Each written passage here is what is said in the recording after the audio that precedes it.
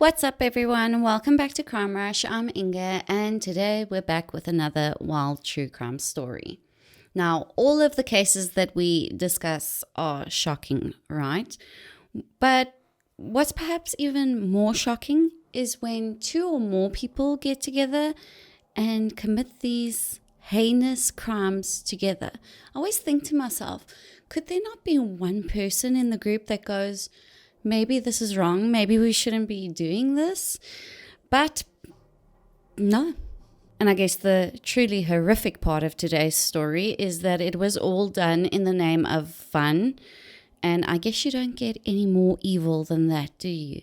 But before we go any further into this case, I have to give you a big warning. If content of this nature upsets you, don't watch it, turn away, and rather return at a better time. Also, just be aware that I pull all my information from public sources, so you can do the same and do your own research to form your own thoughts about it and your own opinions. As for the rest of you, get comfortable and get ready for the case of Miranda and Elytte Barbour.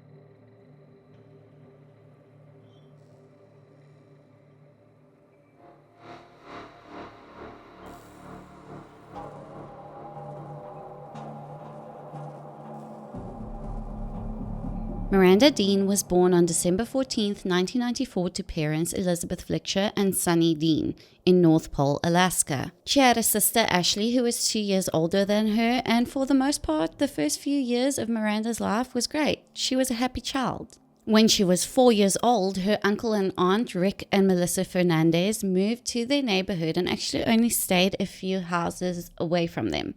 And this was great for Miranda and Ashley because now they had all of their cousins living just a few doors down, and they would play at each other's houses and they would have sleepovers together, and they just had so much fun with the cousins living so close to them. But unfortunately, Rick, the uncle, turned out to be a sick and disgusting pig because when Miranda and Ashley would stay over there, he would SA them. This is one of my biggest fears probably, and it's probably the same for most parents, and that's why I don't allow my son to sleep out very often.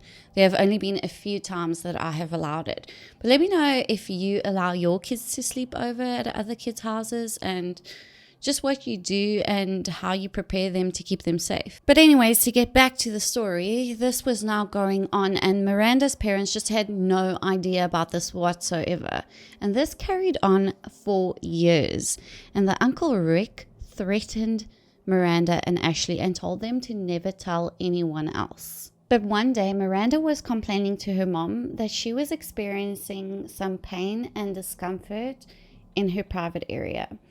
And this is when her sister Ashley was brave enough to stand up and to tell her mother exactly why Miranda was experiencing this pain and discomfort there. Their mom, Elizabeth, was crushed when she heard this. She was absolutely devastated because it turned out that the same thing happened to her when she was a child. And she was just heartbroken that the same thing had now happened to her little girls too. She immediately informed the police and they started an investigation. And when they searched this guy's house, this Rick Fernandez's house, what they found is like, wow. In Rick's home, they found a sort of like a guide or a manual that he named Fun with My Sister's Kids. And in this manual, the sicko would write everything that he wanted to do with the kids or that he did with the kids. And he would write in a way that he would like encourage other men in the family to do the same to other kids. I mean, if that doesn't infuriate you, then I don't know what will. But luckily, he was charged and he was sentenced to 19 years in prison. But unfortunately, this whole thing traumatized Miranda, and understandably so. she was having trouble falling asleep at night, and when she would sleep, she would have the most awful nightmares, and a lot of them involved her harming animals. And through my research, by the way, I just couldn't find any information on whether her parents got her any help, like counseling or anything.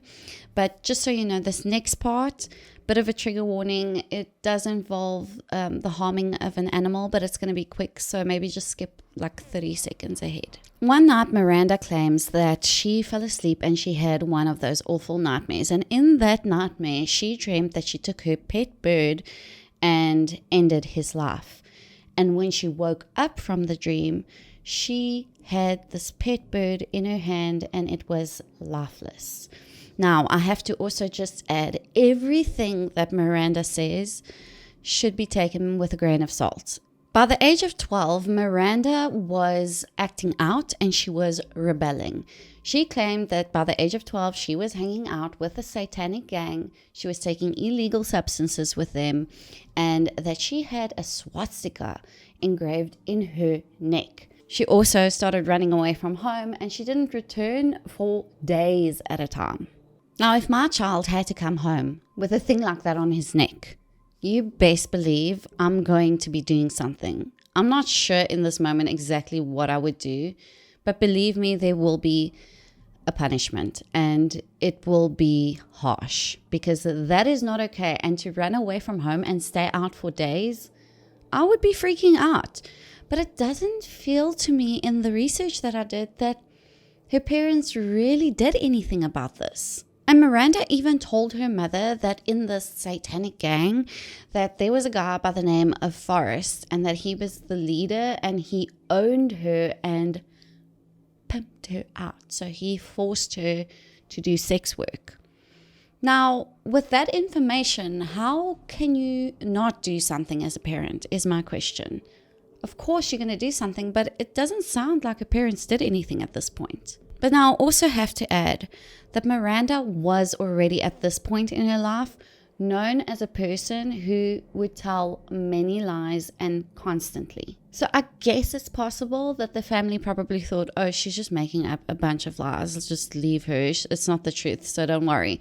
But I mean, even if you don't believe it, these things that she is claiming is very, very serious. So even if there's a bit of doubt, I'd have to check it out as a parent to make sure that my child is safe, right? So Miranda just continues on this destructive path, and eventually she drops out of school. She becomes addicted to H, and then she tells her mom that she reportedly fell pregnant. She also says that the satanic group were not happy about the pregnancy and they didn't want her to have the baby. So they performed an abortion on her while this Forrest guy from the leader of the satanic group overseed everything. Now, I have to admit, it is a bit far-fetched, and especially coming from a person who is known to tell lies, but I guess it's not impossible for that to happen. But regardless whether it's true or not, I guess we can all agree that this girl had some serious emotional and mental issues and needed some professional help.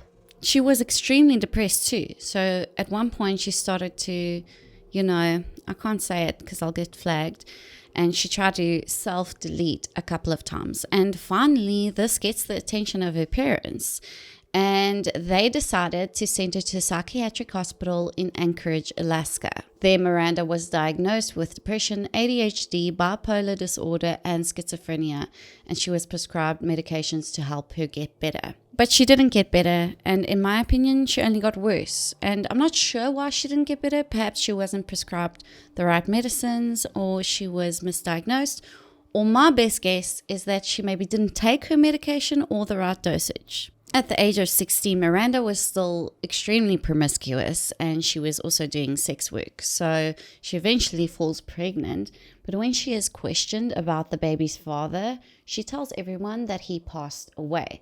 And I think it's probably because she really didn't know who the father was. All the while, Miranda still claimed that she was part of this satanic gang, but that she decided that she would keep this baby. There was also some serious issues going on at home.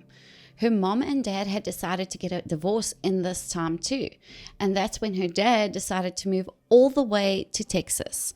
And once he left, her mom Elizabeth went on just a downward spiral because she started drinking every single day, and she also started using illegal substances. And it wasn't long until she was bringing strange home back to the men. strange men back to the home. So there's a lot going on here, right? I mean, she's part of a cult. Parents are divorced. She's got some mental issues. I mean, she's just past trauma. She's got a lot going on for a teenager. And now she's pregnant too. It's a lot to deal with. And reportedly, Miranda was very concerned for her mom and the way her mom was acting out. And she was so concerned that she even reached out to Dr. Phil. She wrote him a long, heartfelt letter asking for help with her mom. And she actually got a response from his team, but she never replied to it. I'm not sure why. But around this time, Miranda decided that she was going to remove herself from the toxic environment and that she wanted to move to her aunt and uncle's house in North Carolina. And just so you know, this is not the same aunt and uncle where the past trauma occurred.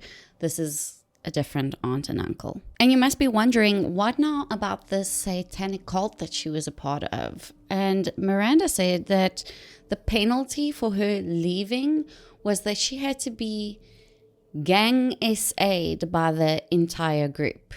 Now, decide on your own if you believe that and do your own research, but in my personal opinion, I don't believe it. But she moves to North Carolina and she moves in with her aunt and uncle. And while she is staying there, she would meet a man by the name of Elytte Barbour, and she met him when she was almost 9 months pregnant. Elytte was described as quiet, shy, and odd. He had one sibling and his family was extremely religious. Elytte had told people close to him that he sometimes struggled with hearing voices in his head, but going by my research, I can't see that he ever got any professional help for this. At the time he met Miranda, he was in a relationship with a girl named Amy, and they were expecting a baby too. The three of them, Miranda, Elytte, and his girlfriend Amy, became really good friends, and Miranda and Amy would give birth only a few months apart. Miranda gave birth to a beautiful little girl, and she named her Aria, and she just fell in love with her. And Elytte, he was a proud dad too. He also fell in love with his baby. But unfortunately, one day he OD'd, and his girlfriend Amy said he was just never the same since that day. After this, he started abusing illegal substances on a more regular basis. He also started drinking every single day, and he became extremely aggressive.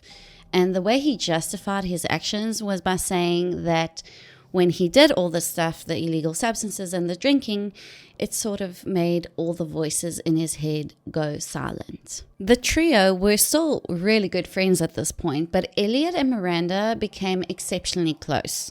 And this is when Miranda decided to introduce Elytte to Satanism. And Elytte just loved it from the get-go, apparently. He just fell straight into it and he just loved it. But Miranda told Elytte that unfortunately he couldn't join her cult because her leader Forrest just wouldn't allow it. But they just practiced Satanism on their own in her home anyway. And it is around this time that Amy, Elytte's girlfriend, becomes extremely fed up with his behavior. She was very concerned with the way he was acting and she didn't really want him around the baby anymore. So she decided to end the relationship. And it is at this point that Miranda and Elytte decide to enter into a relationship. They were both obsessed with Satanism at this point, and they bonded over this mutual interest. And it wouldn't be long for Elytte and Miranda to become very freaky in bed and do some strange things where they would hurt each other in order to get the red bodily fluids to flow while they were doing it. I'm sorry that I have to describe these things in such a roundabout way and use these strange words, but if I don't do it, I get flagged. So apologies, I have to get creative with my words in order to not get flagged on YouTube. Then on the 22nd of October 2013, the two eloped, and only a few days after they got married, Elytte and Miranda and her baby girl Aria moved to Snyder County, Pennsylvania. There they had a shared living arrangement in a home with a single mother, Valerie, who was around the same age as them. Now, Miranda was still meeting up with guys to bring in the money. And this part is a bit murky because she says that she only offered companionship. But along with most people, I don't believe that. Let's get real. She was doing sex work. And she would tell Elytte that she was only offering companionship to these men and she wasn't actually doing anything. And whether he believed that or not, I'm not sure. But I guess he was fine with it because he needed the money and that's how the money came in.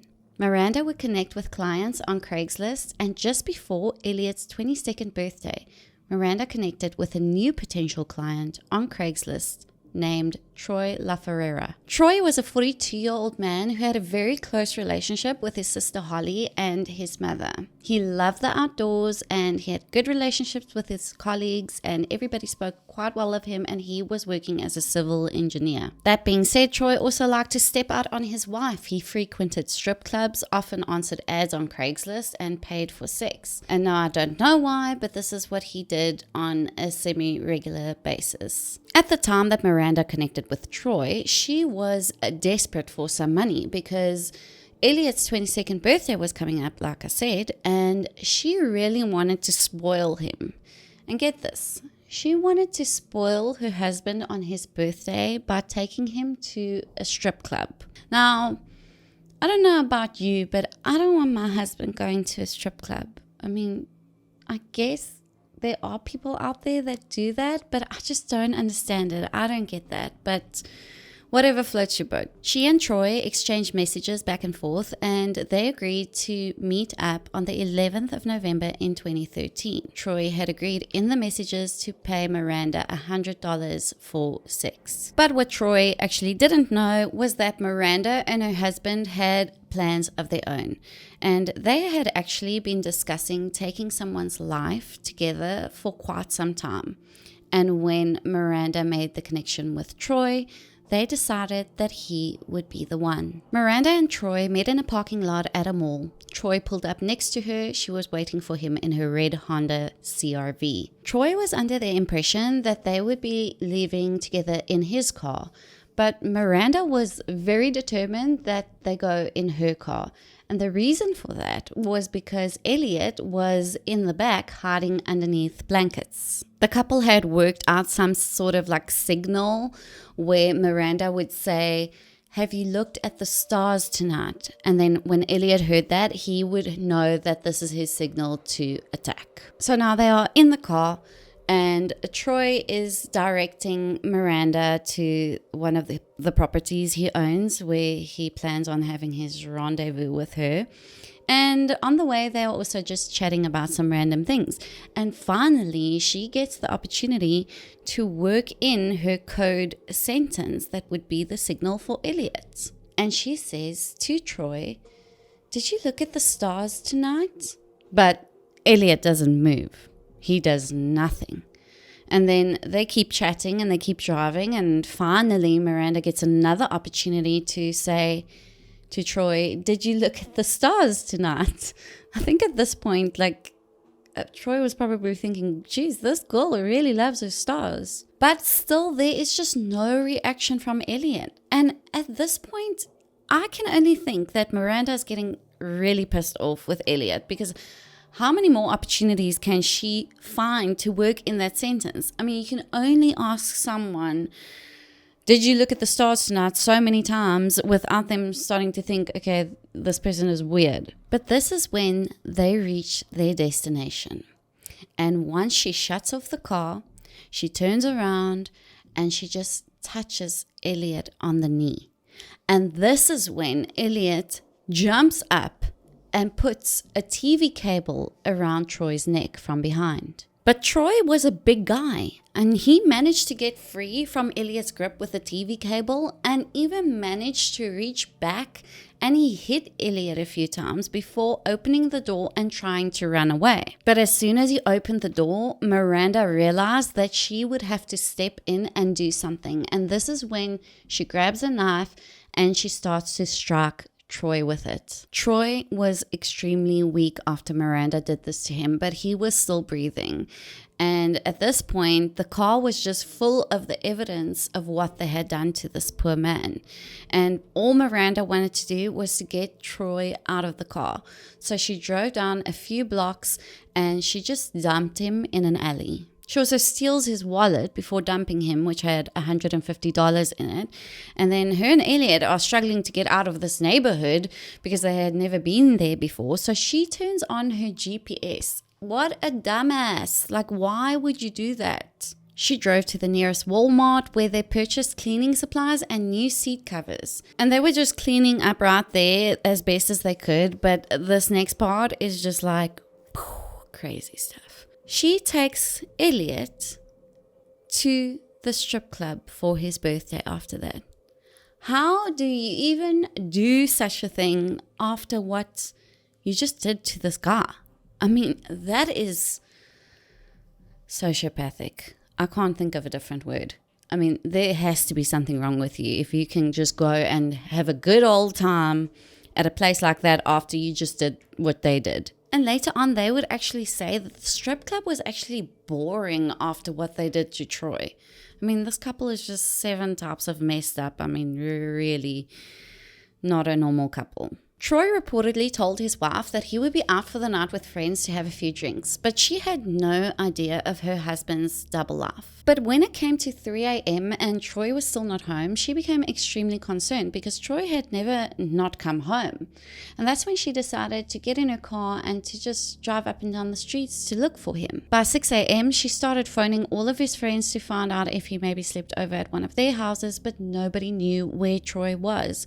And this is when she phoned the police and she reported him as missing. And while police assured Troy's wife, Colleen, that they would do everything in their power to find him, she was still trying to reach her husband on the phone constantly. She was just hoping that at some point in the day, he would answer his phone. And then finally, in the afternoon, someone would pick up the phone.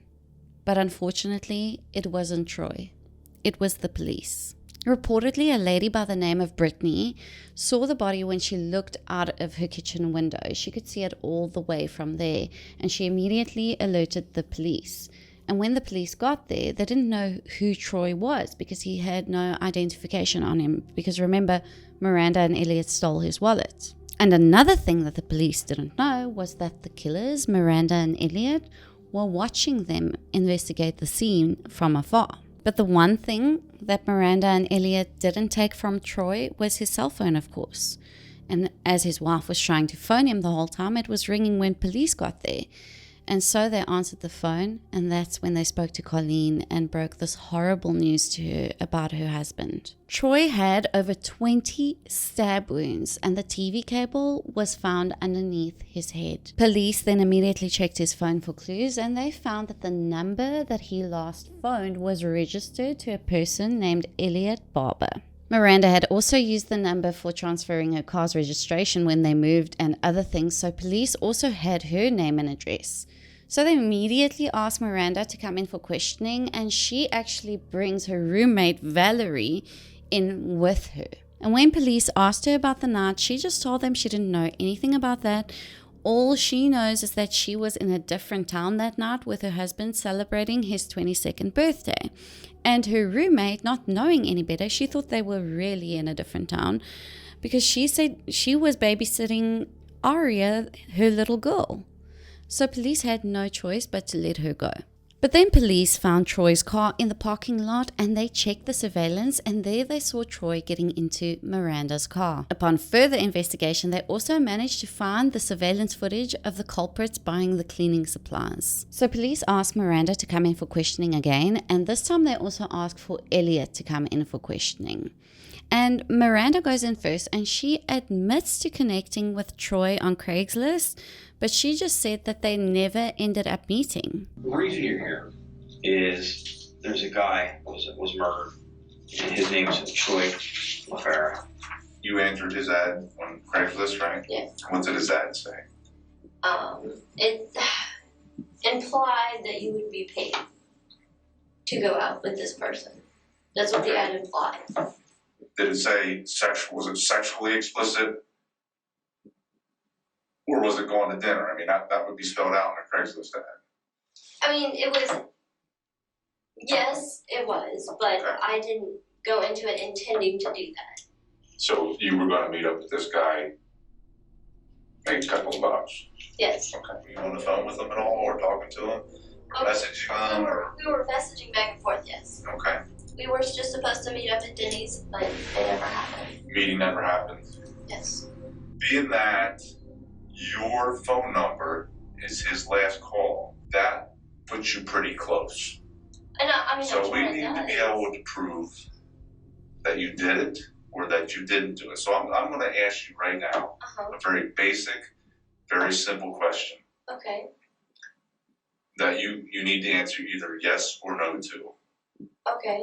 Were you involved in, or do you have any knowledge of the death of that guy, the death of Troy? No. We didn't just tonight decide, you know what, I want to go talk to Miranda. Mm-hmm. Something happened, and some information has come. I understand that, but Do you understand my that? goal right now is to get back to my daughter.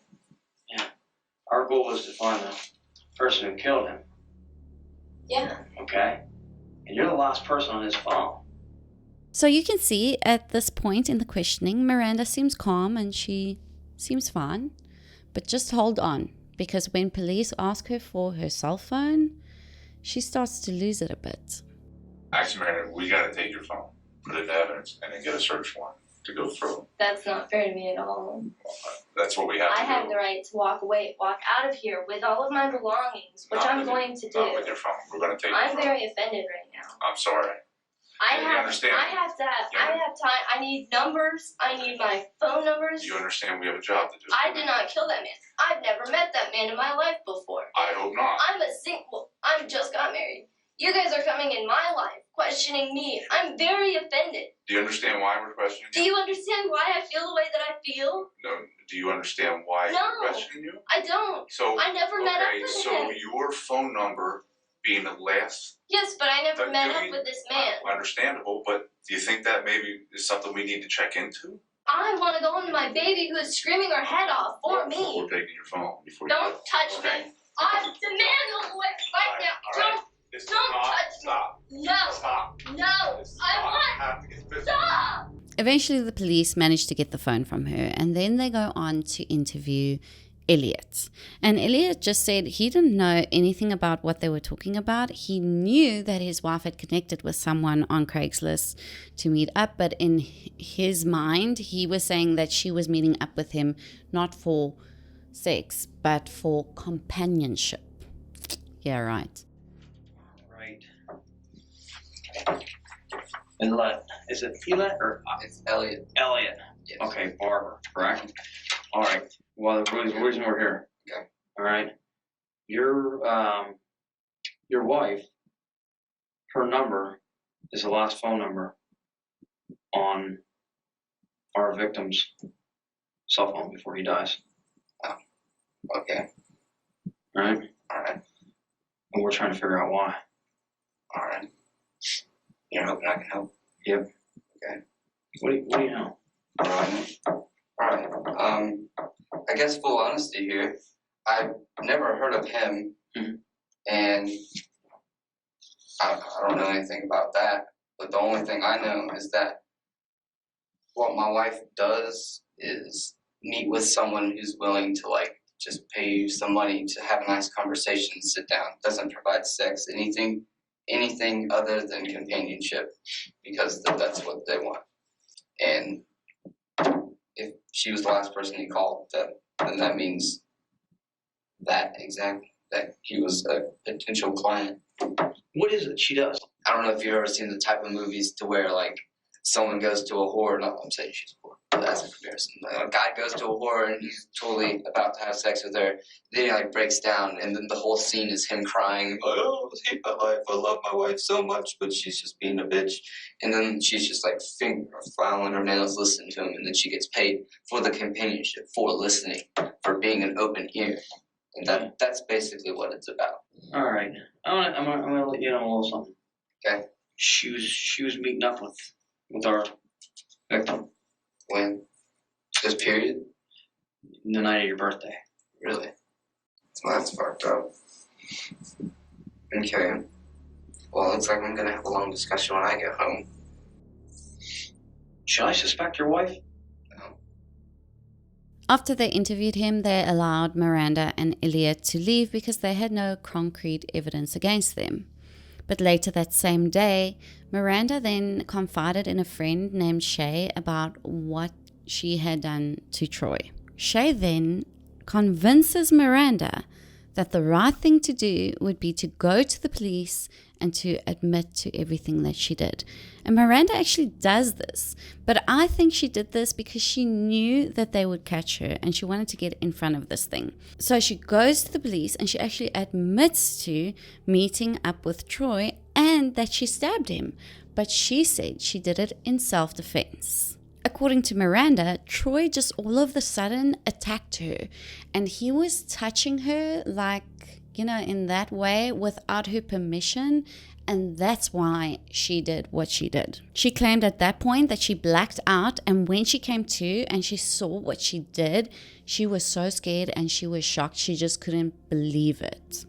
Whatever. I mean, what a lie. I hate it when people say they blacked out. I don't believe that. I mean, people have used that excuse way too much now. So every time I hear I blacked out, I immediately don't believe it. So police obviously arrest Miranda at this point, thank goodness. And then Elytte goes on national television and does this media interview and says that he loves his wife, that he completely believes her, and that she didn't do anything wrong. I do not believe that this was malicious whatsoever. I believe that she was attacked and that under those circumstances she took the necessary measures to defend herself. But what Elytte didn't know was that the police were busy tracing the serial number of the TV cable they found underneath Troy's head. And once they found the store, they checked the surveillance, and that's where they saw Elytte buying that cable. He was asked to come in for questioning once again, and once he arrived at the station, he asked police for a cigarette because he said it would probably be the last cigarette he could smoke in a long time. He then calmly goes on to admit to police that he planned to end the life of Troy with Miranda, and he also told them where they hid the weapon, which was in the attic of the home where they were staying. He also went on to say that he had no remorse, and when they handcuffed him, he said, "Oh, cool." What an idiot. The police then searched the home, found the weapon, found the clothes that these two dumbasses were wearing that night, and illegal substance paraphernalia and a satanic Bible. But Miranda would go on to change her story numerous times while behind bars. She and Elytte both pled not guilty and were sticking to the self-defense story. Can you believe it? Then in January of 2014, after reviewing all the evidence, the judge decided that they would seek the death penalty for both Miranda and Elytte. While still awaiting trial, Miranda does something strange. She reached out to a journalist and asked him to come and interview her. She would go on to do many more media interviews, and at one point in an interview, she even admits to planning on ending a life with her husband. She even then goes into detail of how they ended Troy's life. But probably the most shocking part of all her interviews was when Miranda claimed that this was not her first time. She had done this many times before. In fact, she claimed that she had killed many people across Alaska, Texas, North Carolina, and California. She said, I quote, "I stopped counting at 22. And then went on to explain that she did all of that because the people whose lives she ended were all bad men. Since I turned 12, my entire life flipped upside down when I turned 12. Why? What happened at 12? I got into a gang, started doing drugs, just skipped school all the time. And the gang that I was in, it was based around Satanism, and that's what pulled me into it so much. Is I always felt like there was something inside of me, and I know it's bad, and I know that one day it will be completely out of control. This is not the first time. Are you saying that you have killed before, Yes. Miranda? If you had to take a guess, what would you say? If I had to take a guess, I know that when I hit 22, I stopped counting. When you hit 22, you stop counting. When Elytte was asked about all of this, he said that Miranda told him that she killed her first person when she was only 12 years old and that he completely believed her. He said that she had a demon inside her who would act as like her sort of alter ego, and they named that demon Super Miranda, and Super Miranda was capable of anything. Do you believe this? Do I believe her? You, Elytte, I believe her.